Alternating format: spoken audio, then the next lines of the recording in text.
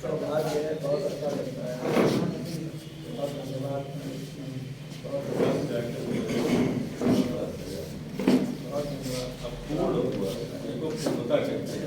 आप ये पूर्णमदः पूर्णमिदं पूर्णात् पूर्णमुदच्यते पूर्णस्य पूर्णमादाय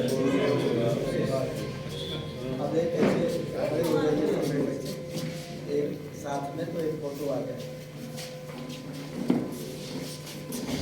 एक बार मैं सभी लोग जोरदार गुरु जी के लिए ताली बजाएं। ये हमारी बेटी है, बस इसलिए। पूर्ण नहीं होता है, आदमी हमेशा अमर रहता है। अरे ठीक है आप तो जो है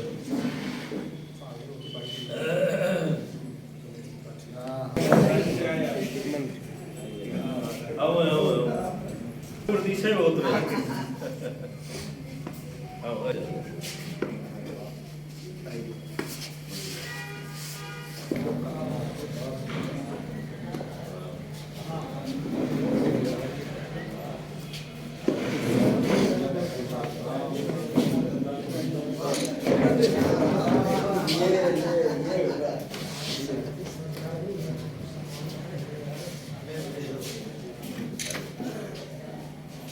इस फोटो में तो आप ही आ जाइए।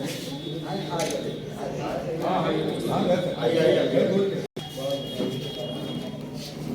आप हमारे गुरु जी के आदरणीय श्रीला प्रसाद के साथी हैं।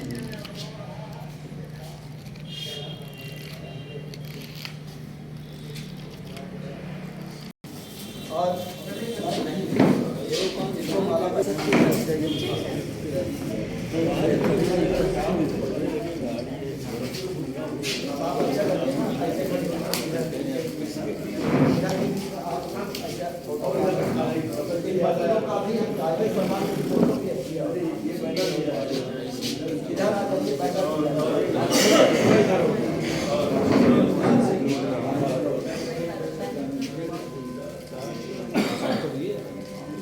आप इधर आ जाइए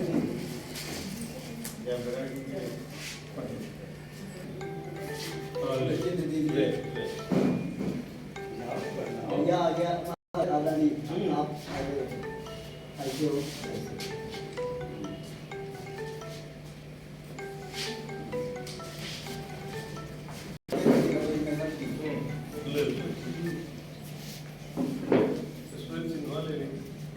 और ये सौम्या मेहनत कर रही, इसका भी होगा।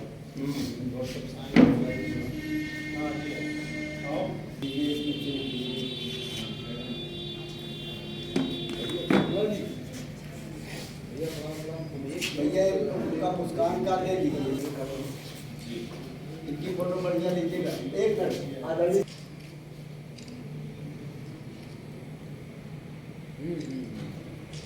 सभी बच्चों सारस्वत कार्यक्रम की अध्यक्षता कर रहे परम आदरणीय बहुआयामी व्यक्तित्व के स्वामी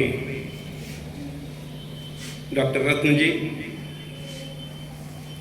इस संगीत महाविद्यालय की प्राचार्या जी, इस अद्वितीय ग्रंथ के टीकाकार भैया डॉक्टर सतनाथ पांडे जी, आचार्य भी उठकर चले गए हैं, उनको भी मैं संबोधित कर रहा हूँ, भी आ जाएंगे जहाँ होंगे। आदरणीय डॉक्टर ज्ञानेंद्र त्रिपाठी जी, जो पहाड़पुर इंटरमीडिएट कॉलेज के यशस्वी प्राचार्य रहे हैं, परम सम्मानित प्रोफेसर शैलेंद्र मिश्र जी, जिनकी परंपरा बहुत ही समृद्ध है और जिस परिवार ने एक नहीं दो तो मैं पक्का जानता हूँ, प्रोफेसर A.P. मिश्र साहब, प्रोफेसर अभिराज राजेंद्र जी, जो कुलपति रह चुके हैं उस परंपरा को संपोषित कर रहे हैं और बहुगुणा डिग्री कॉलेज के प्राचार्य हैं। प्रियवर महर्षि जी, भैया राजेंद्र प्रसाद जी, भैया प्रमोद जी, काका श्री आदरणीय अशोक कुमार शर्मा जी, विद्युत विभाग के प्रकाश स्तंभ सिंह साहब, मेरे परम आत्मीय दैनिक जागरण से संबद्ध राजेंद्र शुक्ल जी, भैया रमेश जी, मेरे नृत्युल्य शिवधर शुक्ल जी, बेजोड़ जी, परम प्रिय मेरे रमाशंकर तिवारी जी, परम आदरणीय परम यशस्वी परम सम्मानित मेरे भैया आनंद मोहन ओझा जी, बच्चियाँ और यहाँ पर जो भी लोग उपस्थित हैं जिनका नाम मैं नहीं भी ले पाया, सबके प्रति मेरा करबद्ध प्रणाम है। ये कार्यक्रम सचमुच बहुत वैभव का कार्यक्रम है और अभी कुछ चीज़ें तो ऐसी होती है ना कि आदमी सोचे नहीं रहता है कि वहाँ जा कर के यह भी बात कहनी पड़ जाएगी। और ये कहा कि मेरे मन में आया, आदरणीय पांडे जी मेरे प्रतिवेशी हैं, मेरे पड़ोसी हैं, शायद उनसे ज़्यादा निकट और किसी का घर भी लालगंज में मेरे घर से निकट नहीं है। और पड़ोसी पड़ोसी से कैसा भाव रखता है ये जग जाहिर है। लेकिन कबीर कहते हैं कि पाड़ोसी सु रूषणा तिल तिल सुख की हानि, कि जो पड़ोसी से रूठता है उसे तिल तिल क्षण क्षण पल पल सुख की हानि उठानी पड़ती है। दोनों में से एक अगर निकला तो दूसरे के घर से जो टिप्पणियां आती हैं वो किसी भी कोने से सुनने लायक नहीं होती। ये तक पांडे जी जैसा पड़ोसी मिलना ये दुष्कर कार्य है। अगर दुर्लभ नहीं है, हाँ, तो दुष्कर कठिन जरूर है। और एक मैं दोहा पढ़ता हूँ, उसमें आधा तो लागू होता है लेकिन आधी बात नहीं लागू होती है, ये मैं पहले से बता दे रहा हूँ। करनी के फल होत हैं, बदल जात हैं अंश। हिरणा कश्यप के प्रहलाद भय और उग्रसेन के कंस। उल्टा होना चाहिए था। यहाँ ऐसी बात बाबूजी के लिए नहीं है, पिताजी के लिए जिनकी ये 5 संपत्तियां 6 संपत्तियां जो भी हैं उनके लिए ये बात नहीं है, लेकिन इन लोगों के लिए बात जरूर है। मैं खूब जानता हूं कि परम आदरणीय परम आचार्य आपके पिताजी परम तेजस्वी, और बिल्कुल उनसे लोग बात करके डरते थे। शास्त्रार्थ की बात हो rही हो तो समझ लीजिए कि वो दुर्वासा साक्षात खड़े हुए हैं। लेकिन ये 5 लोग वैसे नहीं। इन 5 में कौन किससे ज्यादा सज्जन है, कौन किससे ज्यादा अच्छा है, ये थोड़ा मुश्किल गणना होगी। और मैं आचार्य जी का परम आत्मीय हूँ, ये मेरे लिए परम आदरणीय है, लेकिन आदमी कभी न कभी चूक कर ही जाता है। एक बात इन्होंने कहा अभी हमारे भैया उनके लिए रामोदय मिश्र जी के लिए कि उनके प्रति इनका बहुत विश्वास है। सही बात यह है कि पूरे लालगंज को उनके प्रति बड़ा विश्वास है, अलग अलग। और मैं तो इनसे भी बढ़कर कह सकता हूँ कि दुनिया में किसी को बुलाने से ना आए या आए, लेकिन अगर हम उनको चुप्पे से याद कर लें तो चाहे जहाँ होंगे बिल्कुल भगवान विष्णु के तरीके से पहुँचेंगे। लेकिन इन्होंने जो ये बात कह दिया कि वो इनके ज़्यादा निकट हैं और मैं इनके बिल्कुल बगल में हूँ, तो हमें वो बात भी याद आई कि जब बार बार श्री राम कहते थे ना भाई भारत भाई, तो लक्ष्मण ने एक बार कहा पीछे पीछे तोरे तोरे दौड़त दौड़त हम मर गए, और जब हो तो तू फलाने भैया क्या कर रहा है। फिलहाल दोनों बातें सही हैं। मैं इनका बड़ा आत्मीय भी हूँ और हम लोग भी सब एक दूसरे के बड़े निकट हैं। एक बात अभी जो आचार्य जी ने कहा कि रचना करना प्रसवपूर्ण कार्य है, सचमुच किसी भी तरीके की रचना करना वही कठिन काम है। लिखना पढ़ना सरल नहीं है। पूछो इन लोगों से, पूछो इन फनकारों से, ये लोहे को काट रहे हैं कागज की तलवारों से। कितनी बार ऐसा होता है कि कुछ कहने का मन होता है, मैं बहुत कुछ सोचता रहता हूं पर कहता नहीं। बोलना तो मना है, सच बोलना तो दरकिनार। कितनी बार ऐसा होता है कि बहुत कुछ लिखने का, पढ़ने का, कहने का मन होता है, लेकिन वो कहे नहीं मिलता है। कुछ मजबूरियां भी होती हैं, कुछ अपने भी बुद्धि वैभव का मामला पड़ता है, लेकिन यह भी इसीलिए सही है कि जो ऐसा कर ले जाता है वो अमर हो जाता है। लिखना पढ़ना इसीलिए मरते नहीं तुलसी मीर कबीर। शब्दों की जो शक्ति है, जिन्होंने शब्दों को शक्ति दी है, जिन्होंने कुछ रचना किया है, इसीलिए वे अमर भी हो गए। जिस महाकाव्य की चर्चा के लिए हम लोग यहाँ उपस्थित हैं, सही बात तो ये है कि इनके लिए तो कठिन जो रहा टीका टिप्पणी करना, वो रहा भी हो। जिस ग्रंथ को लेकर के ये टीका टिप्पणी किए या जिसकी आलोचना किए, समालोचना किए और जिसके लिए इतनी मेहनत से इन्होंने, वो तो साधुवाद के पात्र हैं ही। लेकिन जिसके सामने कुछ नहीं रहा होगा और उसने वो रचना की होगी, रामभद्राम्मा ने रघुनाथ अभिनय की, तो वो तो पूरा एक कोई कहानी रही होगी उनके सामने। आपके पास तो एक आधार भी था। और ये जब जब भी बड़ी कृतियां लिखी गई हैं, तब तब उन कृत के लेखक के सामने ये समस्या उपस्थित हुई है और उसने पहले ही अपने, अगर ये न कहें कि अपने बचाव के लिए ऐसा किया, तो फिर उसने ये बात तो लिख जरूर की। कालिदास जैसा महाकवि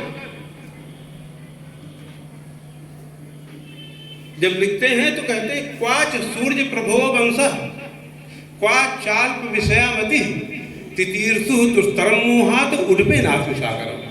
जैसे कोई छोटी सी नौका घिन्नई जिसको गगरी वगैरी बांध के बनाते हैं, इस तरीके की नाव से महासागर को, समुद्र को पार करने की इच्छा कर ले, वैसे ही मैं इस काव्य को रचने की इच्छा कर रहा हूं। परम विद्वान जितने भी लोगों को मैंने पढ़ा है, संस्कृत के लोगों को जानता हूं, जिनको भी पढ़ लिख करके थोड़ा बहुत हिंदी के उसमें आदिकाल से लेकर के और आधुनिक काल तक, अगर हमको सबसे ज्यादा कोई होशियार, सोच समझ के शब्द प्रयोग कर रहा हूं, सबसे ज्यादा होशियार, सबसे ज्यादा चालाक, सबसे ज्यादा पढ़ा लिखा मिला तो गोस्वामी तुलसीदास जी। जब हम काव्य की परिभाषा पढ़ाते हैं, काव्य की परिभाषा की बात करते हैं, तो केवल दो शब्दों की बात करते हैं। आचार्य जी हमारे पक्ष में खड़े होंगे कि शब्दार्थो सहितो काव्यम, कि शब्द हो और उसका अर्थ हो, बस कविता हो गई, काव्य हो गया। शब्दार्थो सहितो काव्यम, आगे चाहे जितनी व्याख्याएं उसकी की जाएं, चाहे जो कुछ सब जोड़े घटाए जाएं। बाबा मानस की पहली पंक्ति में वर्णानाम अर्थ संघानाम रसानाम छंदसाम अपि, और काव्य का जो उद्देश्य छह लोगों ने बताया, उसमें जो सबसे आगे और सबसे मूल्यवान उद्देश्य लोक मंगल की भावना, जन कल्याण की भावना, तो मंगला नाम चकरदारो वंदे वाणी विनायको। और जहां तक पढ़ाई लिखाई की बात रही होगी तो नाना पुराण निगमागम सम्मतम यदि क्वचितो माने अन्यत्र भी कहीं अगर कुछ है तो सब मानस में है। इसका मतलब है कि बाबा ने सब कुछ पढ़ा होगा, तब वो इस बात को कह रहे हैं। लेकिन विनम्रता देखिए, कवि न हो नहीं चतुर कहावो, मति अनुरूप नाम गुण गावो, कवित विवेक एक नहीं मोरे, सत्य कहो लिखि कागज कोरे, कवि न हो नहीं चतुर प्रवीण, सकल कला विद्याहीन। ये बाबा की आप चाहें तो उनका बड़प्पन है, उनकी साधुता है, उनकी सरलता है, लेकिन कोई कम होशियारी नहीं है। तो बड़ी चीज को रचने के लिए बड़ी बुद्धि, बड़े वैभव, बड़ी मेधा की जरूरत है। और वो भी साहित्य के जितने रूप हैं कविता और कहानी में सबको लेकर, उसमें भी सबसे कठिन रचना शायद महाकाव्य की ही है, क्योंकि उसका कलेवर सबसे बड़ा या सबसे ज्यादा है। किसी भी व्यक्ति के, किसी भी चरित्र के जीवन के आदि से लेकर के और अंत के समय तक का जो चित्रण होता है वो महाकाव्य में होता है। और यह जो रघुनाथ अभ्युदय महाकाव्य है उसमें लिखा है महाकाव्य, कहने की जरूरत नहीं है। जैसे रामचरितमानस के आगे महाकाव्य नहीं लिखा है, पद्मावत के आगे महाकाव्य नहीं लिखा है, रामचंद्रिका के आगे महाकाव्य नहीं लिखा है, उसे लोगों को बताना पड़ा कि ये महाकाव्य है, लेकिन उसमें तो लिखा ही है महाकाव्य। सवाल ये है कि क्या क्या चीज उसमें हो किसी कृति में, किसी रचना में। जैसे आप कहा कि वो भगवान है, वो महामानव है, वो देवदूत है, तो कुछ न कुछ तो उसकी परिभाषा, उसके गुण, उसकी विशेषताएं होंगी ही ना, तब तो कहा जाएगा। तो अगर महाकाव्य है कोई कृति, तो प्रश्न है कि उसमें ऐसी क्या क्या चीज होनी चाहिए तो महाकाव्य हो गया। संस्कृत काव्य शास्त्र में संभवतः मम्मट का है वो लक्षण जो उन्होंने बताया, सर्गबद्धो महाकाव्यम तत्रैको नायका सुरः सदवंशः क्षत्रियो वा धीरो दात गुणान्वितः श्रृंगार वीर शांतानाम एको अंगीर स्थिते आदौ नमस्क्रियातीतो वस्तु निर्देश ये हुआ क्वचित निंदा खलादीनाम सताम चा गुण कीर्तनम नाम